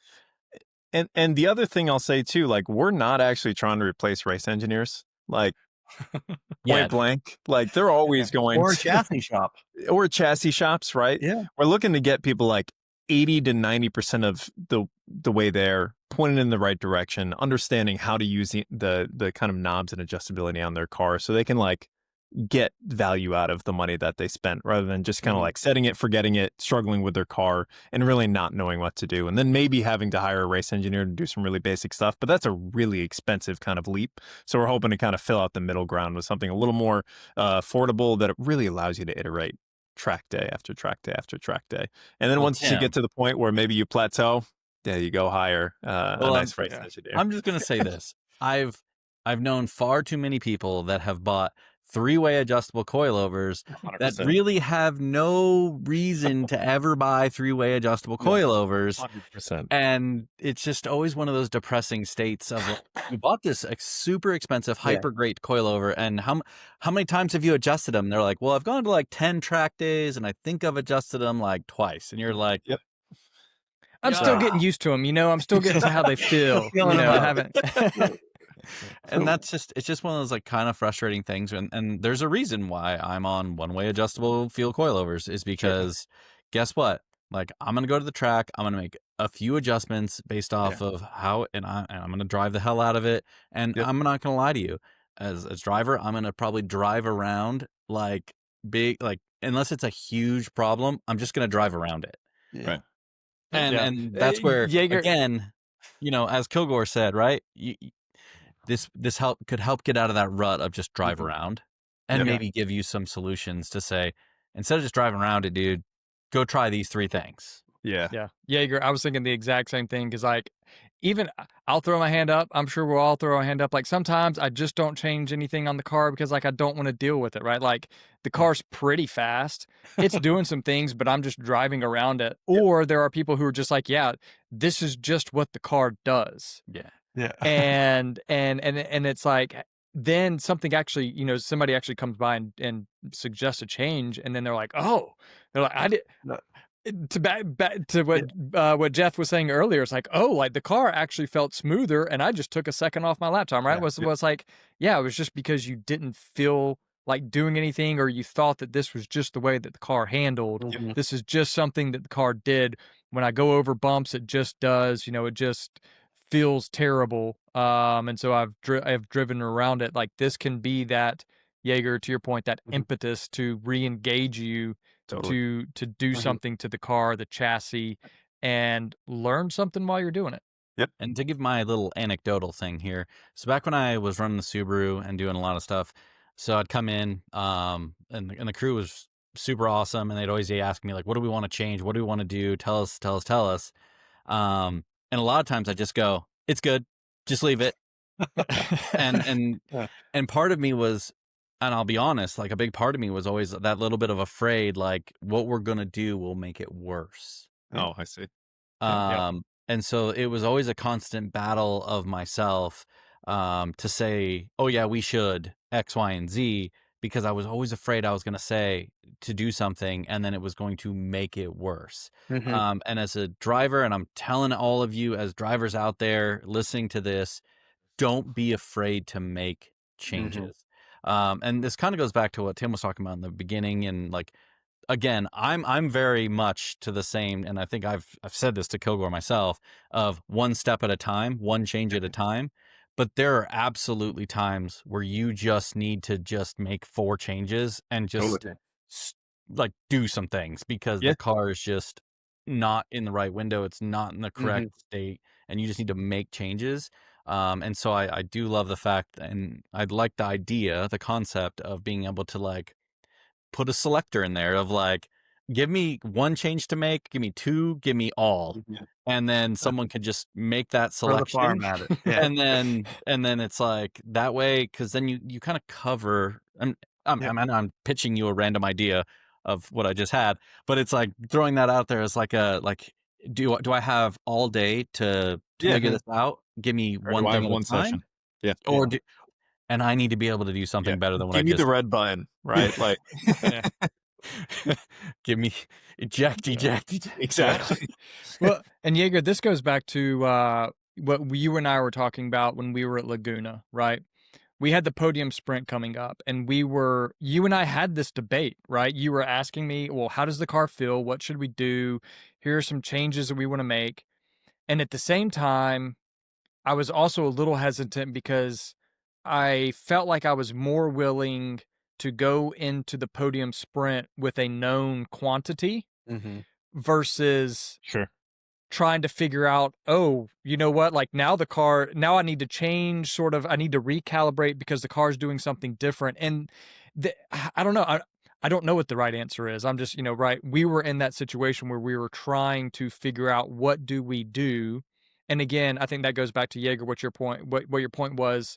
Well, you don't want to mess something up, right? This can Right. give you a good direction, and you can have a level of confidence that it will be in a direction that you want it to go in.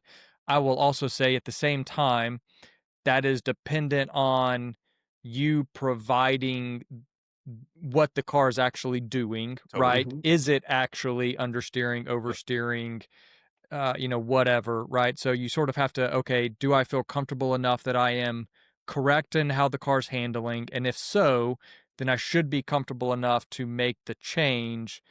If you're not, maybe you want that known quantity of what the car is because the next is qualifying. It's like, well, let's go into qualifying. I know I can at least set this time. And then after qualifying, we can make a change, right? I mean, there's all sorts of things that happen throughout a race weekend, but It's yeah, go ahead, really Tim. interesting to hear you say that, though, because the reality is every time we all go out on track, it's not a known quantity, right? Yeah, like sure, the track sure. conditions are always different. Your tires have another heat cycle on them, like whatever it is, like it's always different. And you're always driving to the car's like grip limit, right? Like you're Yeah. always doing that. And I think after you have a number of track days, you get really good at doing that because that's just the constant, right? Like the constant is the number of variables always changing under your feet. So I think one of the That's cool fair. things is once you start playing with setup, you get less afraid of it and you start to like understand like, okay, how is 2 damper clicks going to feel? You're going to notice it if you have good dampers, right? But it's not going to be like insane where like, oh my God, my understeer is completely gone. Like it's going to step you in the right direction. But definitely our platform, it's going to walk you there. It's not going to like have you jumping a big distance and then like freaking out because the car is completely different than last time you were See, driving it. or you have a really dick friend. So Kilgore was like, "Hey, Mark, go." He said, "Hey, Jaeger, can you go take 2 clicks?" Like he said, move like 2 clicks out of the rear or something like that. And I was like, "Oh, okay. Here's 6." And I was like, because I told him, I said, a lot of times we get too conservative. We're too conservative with we're adjusting, and I was telling him the story, and then he said, "Oh yeah, let's change it like 2 clicks." And I was like, "Oh yeah, 2 clicks." And I was like, "Yep." How about 6? Well, let me ask you guys a question. Have you guys ever done like sweeps? Like and literally set the car full soft everywhere, going out for a session, set the front full hard, right, for a session, set the back full hard, right? Massive difference, but no one does that. Yeah. But it really puts it into perspective, like the level of adjustability we have in our cars. And we're so afraid to like tweak it that hard. And like sometimes it's really good for us to like reset our mental model to understand like, oh, like this stuff we paid 3, 4, 5, 6 grand for, like it really freaking works. So sometimes doing something like that is luckily for me, I was able to talk with Odie from Feel really early on and a lot, and so that's actually something that he recommended was like do a full sweep, go all the way one way, all the way the other way, and that'll give you an idea of what the car does. Like literally, I think he said full, mid, and then like full soft, full hard, and then mid. And he's like, and that can give you an idea of what the shock is capable of. Yeah. Well, I will again going back to Laguna. Jaeger was there. Like I don't claim to be the most in tune with the car. And at Lime Rock, right, I had an incident with the guardrail, so we had to rebuild the car. We sent all the shocks into MCS. They came back, and this is a failure all the way around. I didn't check it. No one else checked it. When we got the car back, I just jumped in the car at Laguna and like took off because I thought that like I was assuming, right? We all know what happens when you assume. I was assuming that like the dampers were back because we did an alignment, we did a corner balance, right? We were doing all these things, and I got in and took off, and like the car didn't feel terrible. But then we started like, okay, well, let's make some adjustments. We can do some changes here and there. And so I got out my notebook to kind of see where we were at the last race. And then I start like adjusting, and like it just keeps going and going, and I'm like, and so I go back and I realize that the front and the rear driver were full soft. The rear passenger was full stiff on compression, right? So we're talking about compression, right? So it's like, you know, I'm sure someone else would have been able to be like, this car is totally messed up. It's doing this in rights. It's doing this in left-hand turns. I was just out there like, again, it was at Laguna. It's my second time there. It's like first session out. There were so many other things that like I'm trying to kind of get my head around that how that was working. And so it was funny because we were like, all right, well, we had the car way out, outside of where it should be. So we kind of went back, and honestly, like, I could feel a little bit of difference. The biggest thing to me was I could feel how much pitch and roll there was, like how much less pitch and roll there was in the car. But again, Tim, that kind of goes back to your point of try those things out. And again, we hate to keep throwing, future things out that may occur instead of talking about what is actually going on. But I was sort of thinking like, it would kind of be fun. Like I would find it really useful if I had a practice day or if I had an HPDE weekend and I could go into the app and say like, I want just like an instructional weekend. Yeah. I mean, give me some inputs of like, exactly what you said, Tim. Like it'll tell you like, if like based on what you have, and like, what do you want to do? You want to do tire pressures? You want to do dampers? You want to do sway bars? Like we could zone in on one thing, or we could do a number of things. We could just do dampers. But if we say like, I just want to do dampers, turn everything to soft, go out, turn everything to hard, like turn the fronts to full hard. And what you should feel is, X, or be on the lookout for these certain characteristics. Now let's do something different. Right.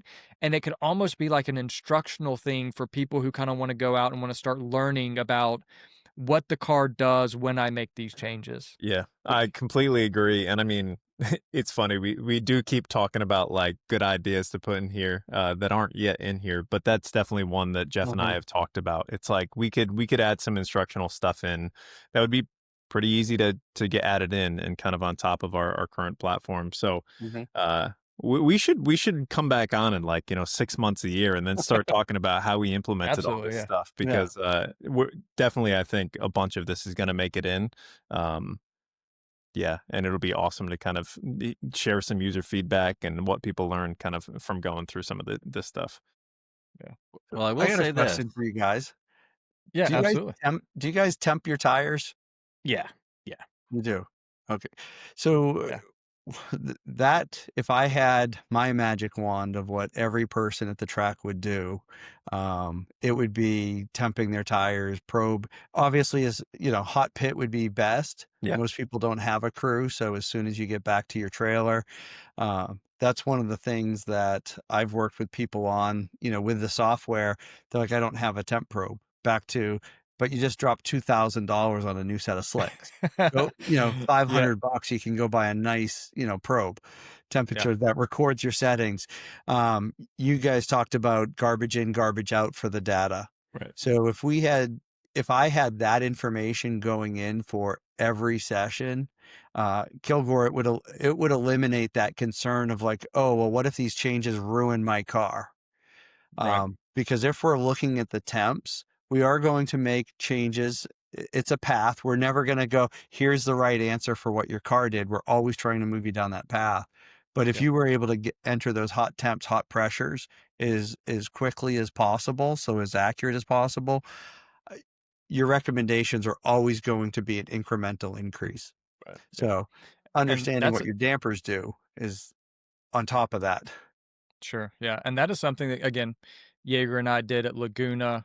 As we were so we were actually doing it in the morning session, on Sunday morning session, but we were the weather conditions were going to be fairly steady, so we felt that the morning session was going to be fairly representative of the afternoon session. But one of the things, the record, so I was sitting in first place at Laguna. The record was like 3 seconds faster than what my fastest time had been. So we sort of knew like that's pretty far away and we're not going to be able to chase a record this weekend. So Jager kind of suggested it. He said, well, let's kind of figure out, you've got the podium sprint. Let's make sure that the car is set up and dialed for the podium sprint, because that's going to be like, that's the most important thing this weekend, right? We want that number one. Where let me point it out. Wait, here it is. Here it is. That number one. Yeah, that we wanted that number one trophy in the background, right? So he kind of said, let's go out, and when do you want the tires to come in? Do you want them to be on your first hot lap? Do you want them to be on your second hot lap or third hot lap, right? And so we're kind of talking, and my driving style is that first lap is always like 9/10. Yep. 9.5 tenths. And I like to set that good, strong first lap, and then I know how much further I can push for the second lap and sort of have that be my best lap.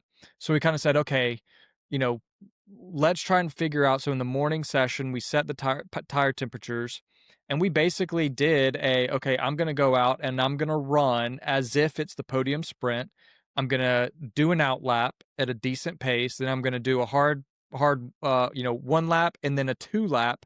And then we're going to come in and check tire pressures. We don't want to do 3 because we might overshoot and we don't know where the tire pressures were. So let's come in at the second lap because we know that that's where we're going to want the tire pressures to be in their window.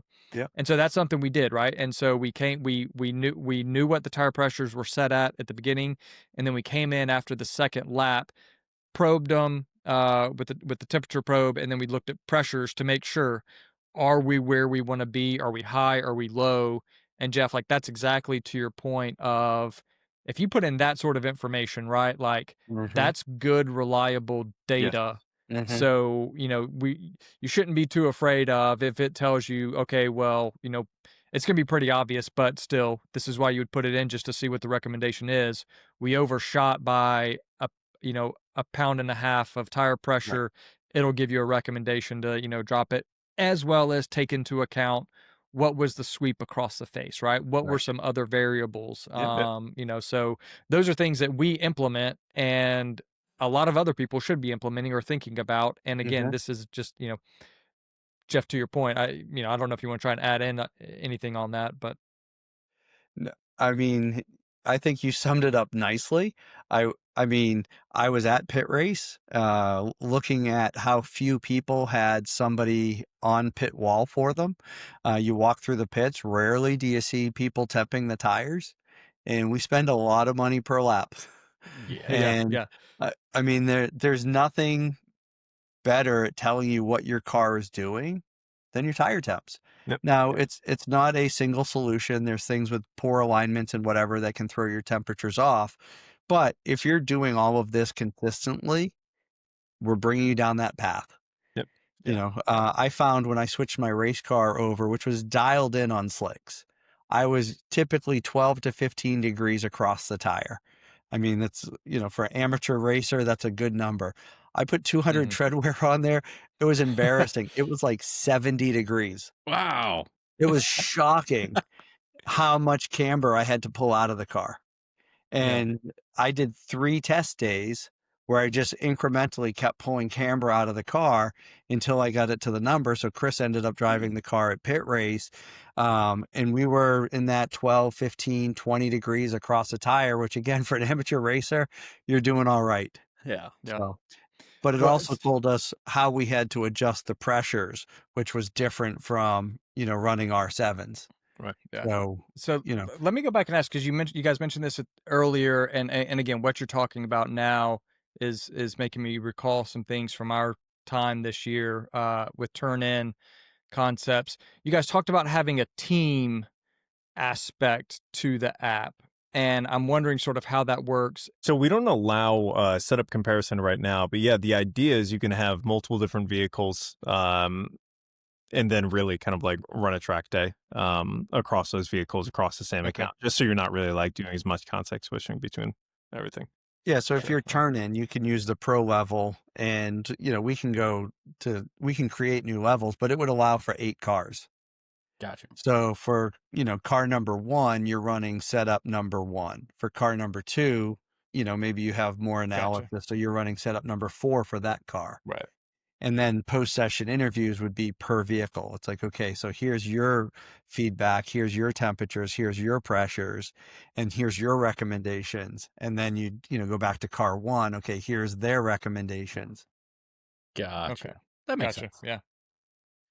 Yeah, and that would make a lot of sense in terms of I I imagine most users of this are going to be in a situation where they're going to be a single user, maybe multiple car, Yep.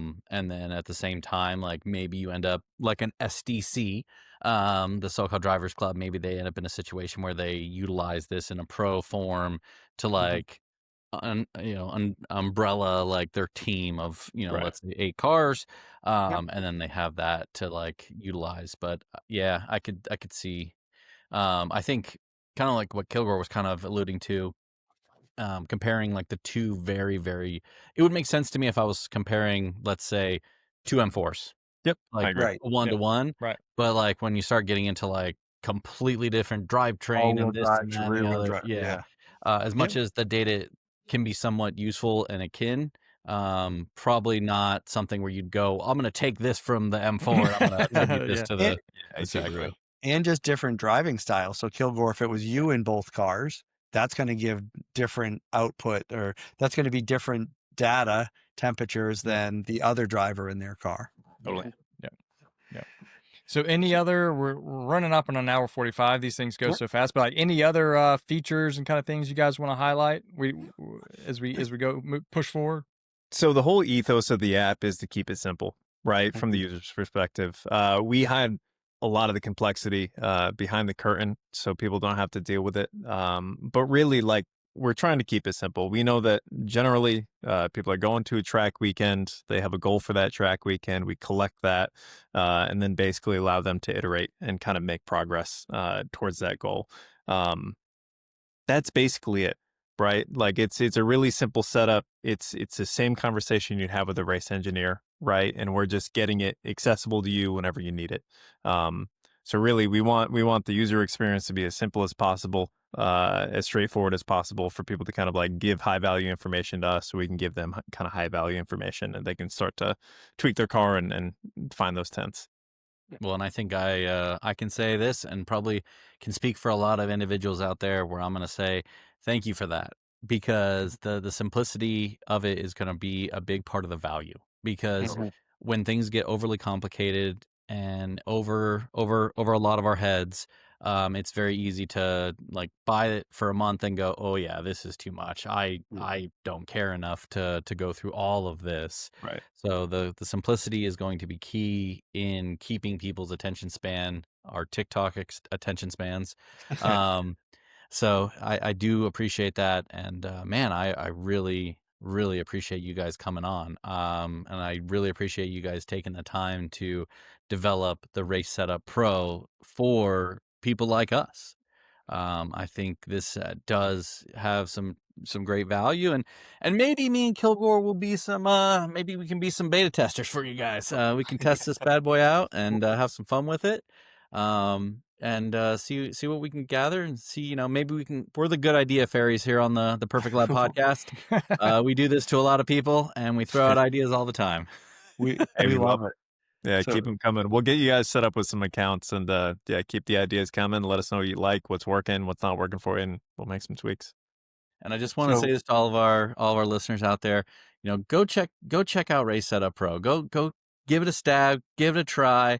See what because my big thing here, and the thing that I love about everything we've talked about today, is everything is still in, I don't want to say in flux, but it's change. You can it make will always be changes. improving. Yeah, Yep. the It will always be improvements improving. process is here. Yep. And I think the reality is the core platform is going to remain the same. We're just going to add on little small features for quality of life, right? For people like me that are lazy and that just want to have one setup. It's like, how can I just save my setup without having to go in and like spend any time or mental energy and just have it happen for me, right? There's a lot of things that I think we do at the track, and like if there's some way where we can log those and be able to go back to them to understand what the heck we did a year ago, there's a lot of value in that as well. So we'll continue to add features to it, but we're never at the sake of kind of complexity Mhm. to the user, right? So we want it to be optional, so the time attack goblins have a way to go in, so we know that they're targeting laps 2 and 3 or 1, 2, and 3. Yeah.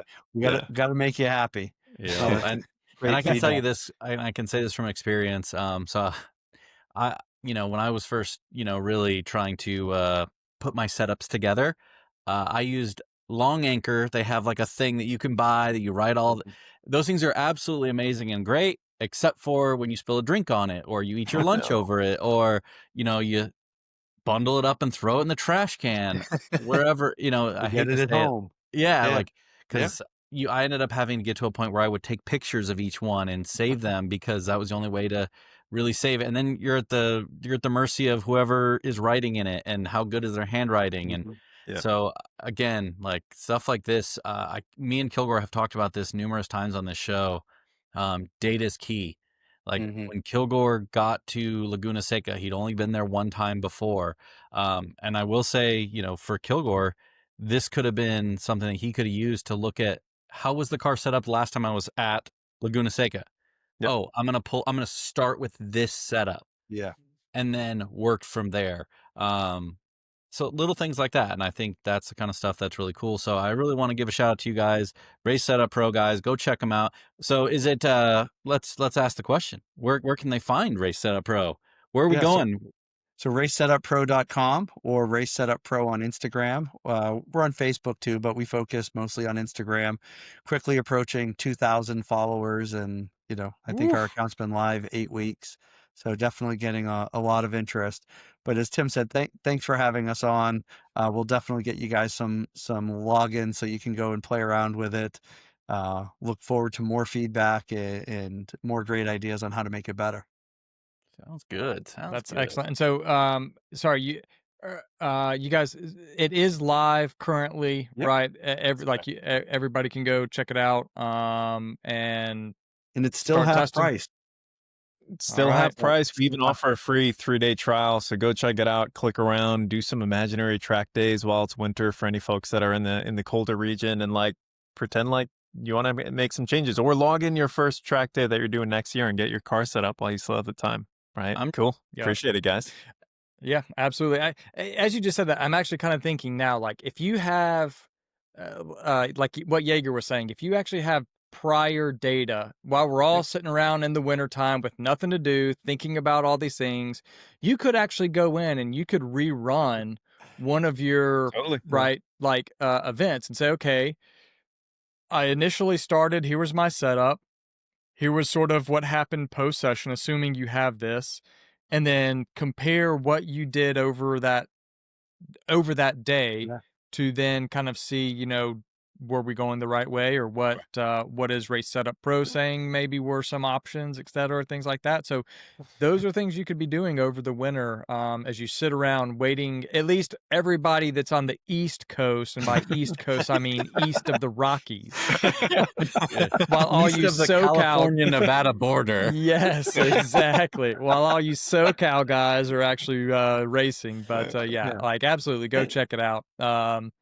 Support these guys. This is really interesting. This has really got my interest peaked. So I want to check this out for sure. You guys can follow us, the podcast, on Instagram at Perfect Lap Podcast. We also have a website at perfectlappodcast.com. You guys can check that out. If you want to email the show, if you have any questions or if you have any topics that you guys want us to hit on, you can email us at maximumattack@perfectlappodcast.com. That is maximumattack@perfectlappodcast.com. You can also hit us up on Instagram if that's easier for you guys to get a hold of us. So Jager and I are excited to be able to talk about Time Attack and producing Time Attack content throughout the winter so that hopefully we can get you guys back into February, March, April, when all the races start back up for most of us. You can find us on YouTube, Apple Podcasts, and Spotify. As always, thanks for listening. We hope you enjoyed this episode with Jeff and Tim. For all you time attackers out there, keep pushing, go fast, take chances. We'll see you in the next one.